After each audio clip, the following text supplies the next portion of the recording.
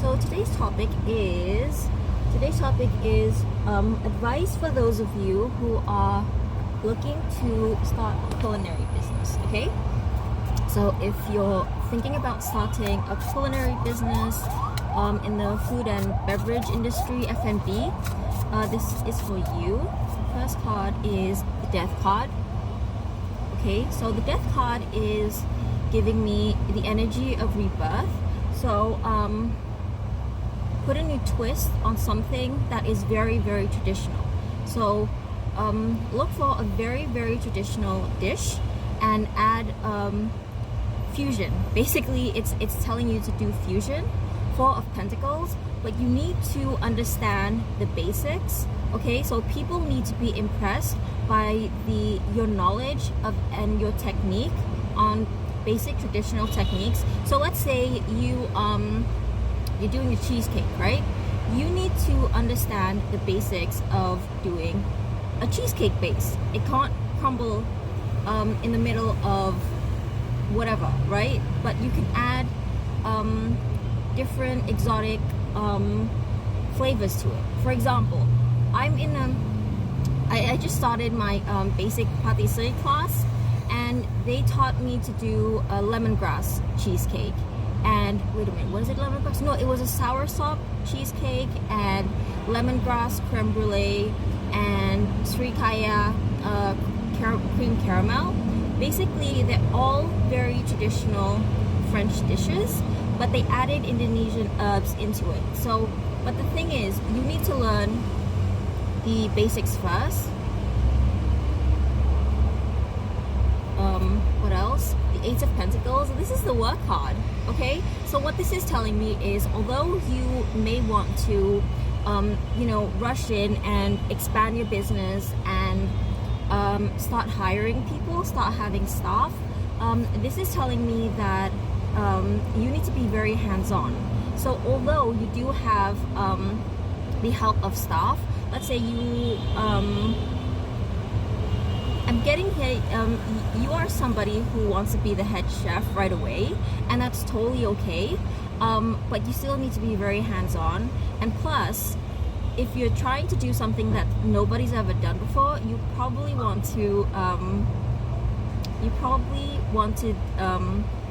I don't know, how do people keep their secret ingredients, their secret recipes secret? I don't know. But the Four of Swords, yes, this is a secretive card. This is a card of rest and the card of basically staying indoors. This is also giving me delivery service. So you need to cater to people who are really, really, really too lazy to leave the house. So this could be, ensure that you register. I mean, if you're starting a culinary business, I can't imagine anybody starting a culinary business in 2023, although this is a timeless reading, and not signing up to Grab Food or DoorDash or Uber Eats, right?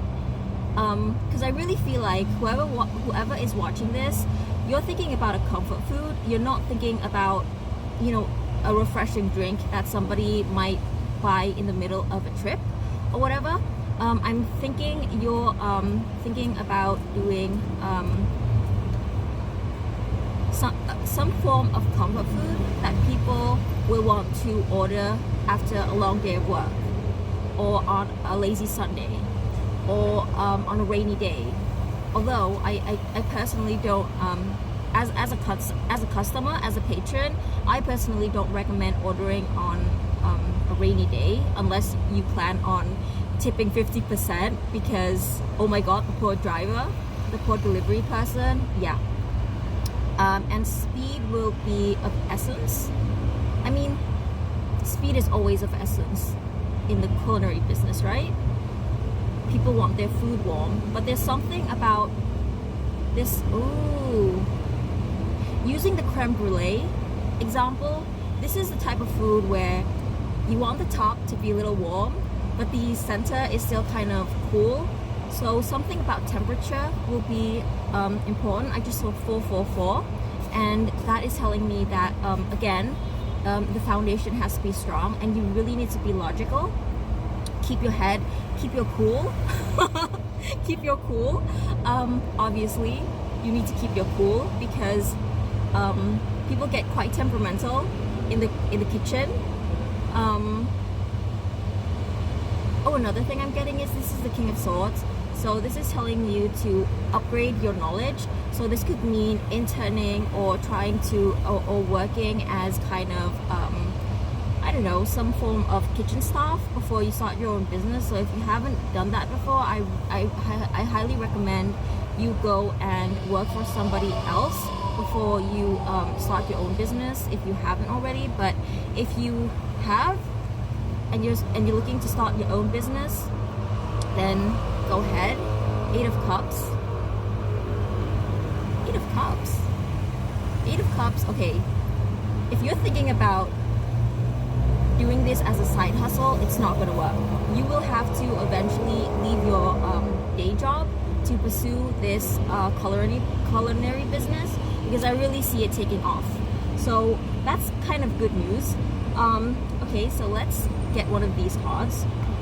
Let's get one of these cards, and what is this? It wants to come out. You are allowed to make mistakes. Can you read that? Because the coloring is kind of weird. But this is basically saying thought. You are allowed to make mistakes. And the mistakes is...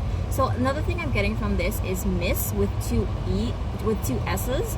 And one thing I'm getting from that, as in mademoiselle. So one thing I'm getting from that is 2 S's. Is telling me that people might underestimate you at some point of your business, but don't let that discourage you. Especially if you make one mistake, it's going to stick with you and traumatize you, and it will lead people to kind of not discourage you, underestimate you in the beginning, but don't let that again, oh my god, I shuffled, I put that back in, and I shuffled a bit and I pulled it back out. You are allowed to make mistakes. So I guess that's it. You deserve the very best life has to offer.